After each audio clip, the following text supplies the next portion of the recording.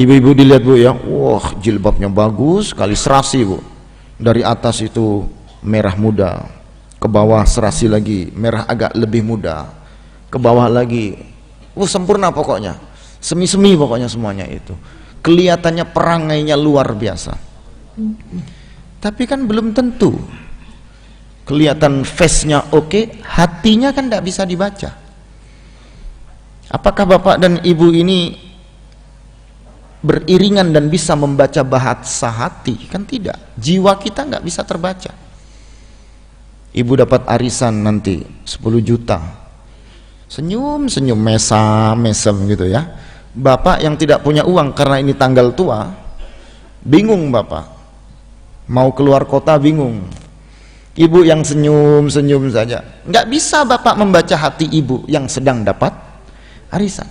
Itu al-khuluq, itu seperti itu ya. Allah jadikan dalam hidup kita sesuatu yang bermakna kejiwaan yang tidak bisa tampak.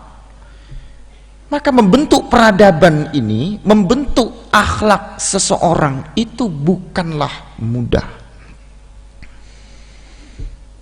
Beberapa mujtahid kita, Ibnu Rushd misalnya ya, Ibnu Rushd itu mengatakan dunia barat itu hebat dengan ilmu pengetahuannya, tetapi mohon maaf, seiring dengan kehebatan ilmu pengetahuannya, mereka tidak memiliki akhlak, tidak memiliki adab. Makan dengan tangan kiri itu sesuatu yang sederhana, tetapi itu berdampak dalam perilaku. Berarti orang ini akan mengedepankan sesuatu yang biasanya buruk. Bapak ibu lihat ya, teman-teman kita yang biasanya minumnya pakai apa. Karena ada orang ini tanpa sengaja begitu dia minum pakai tangan kiri, tanpa terasa dia mungkin mengambil sesuatu dengan tangan kirinya begitu. Oh, orang ini berarti tidak biasa menjaga sesuatu yang baik. Itu kelihatan. Jadi nggak perlu kita melihat gimana dia karakternya begini, nggak perlu. Nah, dunia kita hari ini membutuhkan peradaban, membutuhkan adab. Banyak orang-orang hebat tapi belum tentu punya adab.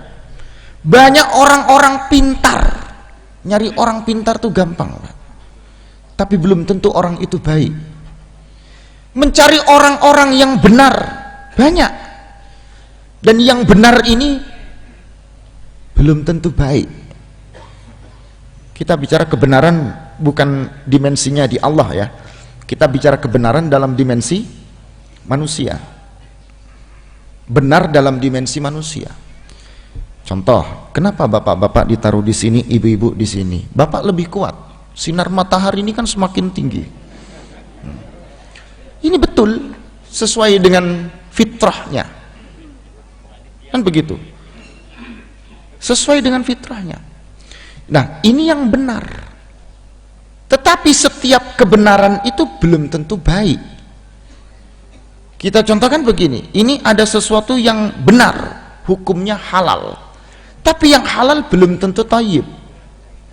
Kebenaran memakan sesuatu ini apa? Halal, tetapi kebaikannya belum tentu menumbuhkan sebuah baik, sebuah hal yang baik, karena tidak thayyib. Ini air yang berwarna putih, fitrahnya air putih, tapi belum tentu air putih ini baik untuk diminum. Belum tentu salihun lisyurbi, tayyibun lisyurbi, belum tentu. Nah, orang benar banyak, tapi belum tentu orang itu baik. Disitulah Ibnu Rushdi menulis kitab yang berjudul Bidayatul Mujtahid.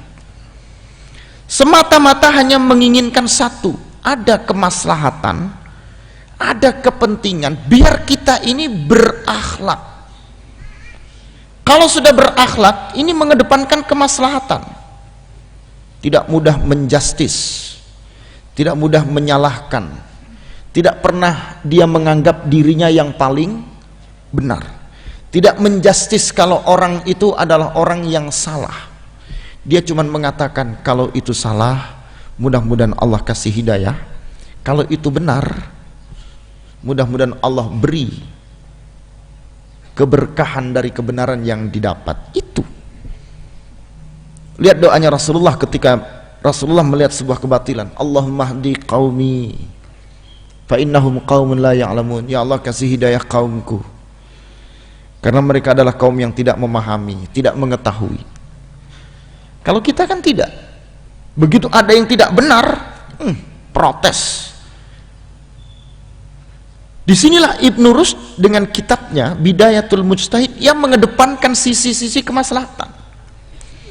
Maka di dalam kitab itu disebut dengan Kitabul Jadal. Kenapa? Menumbuhkan perdebatan yang sebenarnya tidak memberikan konklusi, tapi memberikan penambahan wawasan. Menurut Imam Syafi'i apa? Hanafi seperti apa? Imam Maliki seperti apa? Imam Hambali bagaimana? 4 ini apa yang menjadi perdebatannya? Sebab mereka berdebat apa? Alasan setiap pendapat ini bagaimana? Wawasan ini luas. Disitulah sebenarnya seseorang untuk menumbuhkan kehidupannya benar-benar berakhlak, beradab, dia membutuhkan poin yang pertama, berwawasan keilmuan yang luas, memiliki kekuatan ilmu yang kuat. Balikan pada pembuka kita tadi, ya, semangat orang tua untuk menyekolahkan anak tipis, tapi semangat untuk membangunkan rumah anak, membelikan kendaraan anak, membiayai biar anak ini masuk PNS lah, kerjakah, memodali anak untuk bekerjakah, itu paling semangat bapak-bapak ibu-ibu itu. Tapi semangat untuk anak ini biar sekolah menurun. Enggak apa mboten? Enggak ya? Alhamdulillah kalau begitu di sini. Enggak ada. Jangan wariskan apa-apa kepada anak kita selain ilmu. Kalau wariskan harta, al-malu yafqudu zari'a. Harta itu akan habis cepat. Wal ilmu yabqa abada. Ilmu itu yang kekal selamanya. Belajarlah seperti ibunya Sofwan Ats-Tsauri itu tadi. Nak, belajar nak, berangkat sekolah. Tidak ada uang, ibu biayai, bapak biayai. Kalau perlu rumah ini, tempat tinggal ini, bapak ibu berikan kepada umat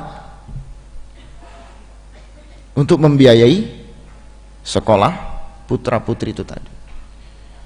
Problem yang kedua itu tadi, gimana kita bisa meningkatkan ilmu ini tadi? Problem yang kedua adalah anak-anak kita yang hari ini bersemangat untuk menuntut ilmu menurun. Disadari ataupun tidak, generasi yang dekat untuk mencari ilmu agama ini pasti sudah generasi senja. Generasi senja 50 ke atas. Kami punya pasukan yang rutin sekali mengkaji Al-Quran. Ya, itu jumlahnya nggak pernah akan banyak. Pakai papan tulis Pak ngajinya.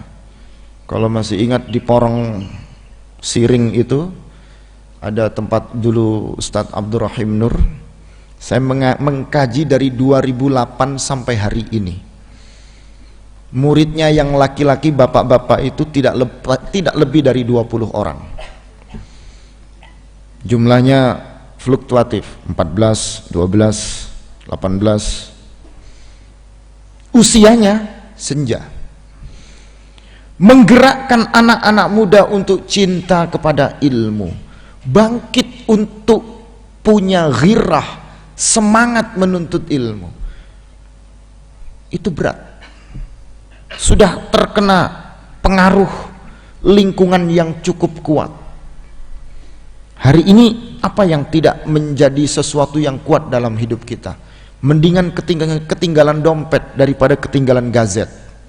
Handphone ini nggak pernah ketinggalan Pak. Kalau ketinggalan dompet nggak balik nggak apa-apa, tapi kalau sudah ketinggalan handphone balik. Pengaruhnya luar biasa. Putra putri bapak dan ibu sekalian, coba lihat, ini anak cucu, karena kita sudah MC ngomong cucu ya. Kalau merewel begitu dibukakan Upin Ipin dikasih. Betul ya? Betul Bu ya? Nah, nggak rewel dia, ibu bisa cuci-cuci, motong bawang, masak dan seterusnya. Apa yang terjadi pada anak ini? Dia kan ngelihat gambar cepat. Yang ada di dalam video anak ini adalah gambar yang cepat.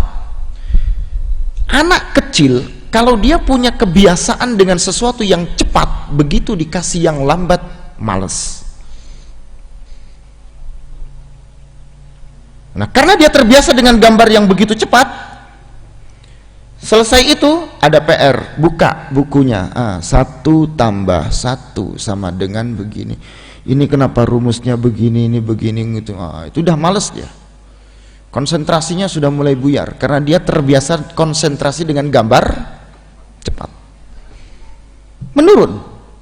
Seiring perjalanan waktu dan terus berkembang, di poin yang pertama ini, kekuatan ilmu semakin menurun, itu yang menyebabkan keburukan peradaban umat semakin meningkat.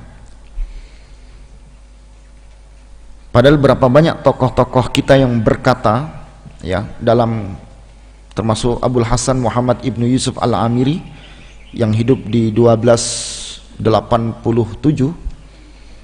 beliau mengatakan dalam salah satu subjudulnya bukunya itu Al-I'lamu Bimanaqibil Islam, ada sub dari bukunya itu berjudul Ad-Din wad Daulah, State and Religion. Jadi agama dan negara. Di situ beliau menyebutkan salah satu yang menyebabkan hancurnya sebuah negara itu akibat hancurnya sebuah peradaban. Kalau kita berkata peradaban berarti adab, akhlak, moral menurun. Dan ketika peradaban itu hancur, luka, rusak, dan itu berangkat dari anak-anak muda, fantadhiris sa'ah, tinggal tunggu tanggal mainnya. Sampai 30, 40, 50 ke depan, itu akan seperti apa bangsa kita. Ini keprihatinan ini yang kita tidak bisa pungkiri itu semua. Hampir seluruh tempat kita lihat 3 poin: membaca, mendengar, menulis. 3 poin ini yang menjadikan umat Islam itu jaya. Ulama mana yang tidak membaca? Yang kedua, tokoh-tokoh ulama kita dulu siapa yang tidak mendengar? Hadis saja bunyinya anfulan, anfulan, anfulan, anfulan, qala Rasulullah SAW. Itu kekuatannya dari mendengar. Tidak cukup membaca, tidak cukup al-kitabah. Tidak cukup al-qiraah. Tapi juga as-sima'ah, mendengar. Kita sekarang ini males membaca, senang mendengar. Tapi yang didengar ini gosip. Yang dibaca ini berita hoax. Coba masuk ke dalam media kita, apa itu? Grup-grup Twitter, Facebook, WhatsApp. Itu kan dari kiri kanan depan belakang. Tak salah ketika tema pekan yang lalu ya, etika Pak Bianto. Yang pekan lalu apa? Etika digital dah. Wah, ini karena usia senja lupa biasanya. Judulnya saja lupa. Stop. La haula wala quwata illa billah. La haula wala quwata illa billah. Jadi bagaimana etika kita untuk membangun komunikasi di dunia digital kita hari ini? Coba kita ini lebih senang mendengar sesuatu yang tidak benar, gosip itu tadi, atau kita membaca berita yang hoax? Maka di antara salah satu yang menghancurkan peradaban kita hari ini itu adalah dunia teknologi. Bapak Ibu tidak sadar teknologi itu berbahaya. Anak kecil kecil saja usia 2-3 tahun nonton dia film itu, sama sekali tidak akan pernah mengindahkan apa yang diperintahkan oleh orang tuanya. Teknologi. Disinilah kekuatan ilmu, tidak cukup membaca, tidak cukup mendengar, tetapi menulis Alkitabah. Ulama klasik kita mana yang tidak menulis? Bagaimana kitab tafsir yang berjudul Mafatihul Ghaib milik Fakhruddin Ar-Razi itu berjilid-jilid. Bagaimana kitab Fathul Bari, ya, dan itu ditulis sampai berjilid-jilid. Saya punya jilid yang bahasa Indonesianya itu 36 jilid, Pak. 1,5 meter bahasa Indonesia. Yang versi bahasa Arab itu 18 jilid. Itu bagaimana beliau menulis seperti itu. Dan hari ini jangankan berjilid-jilid, satu buku itu susah. Jadi anak-anak muda kita untuk 3 poin ini penting. Buat mereka rajin membaca, buat mereka rajin mendengar, buat mereka rajin menulis, literasi. Itu masuk pada poin yang pertama. Di poin kekuatan ilmu itu tadi. Biar akhlak ini tidak turun, biar akhlak ini tidak mundur, biar peradaban umat ini bisa bangkit, majukan kekuatan ilmu. Buat mereka cinta dengan ilmu pengetahuannya Allah. Yang kedua, ada kekuatan yang disebut dengan ketegasan. Tegas itu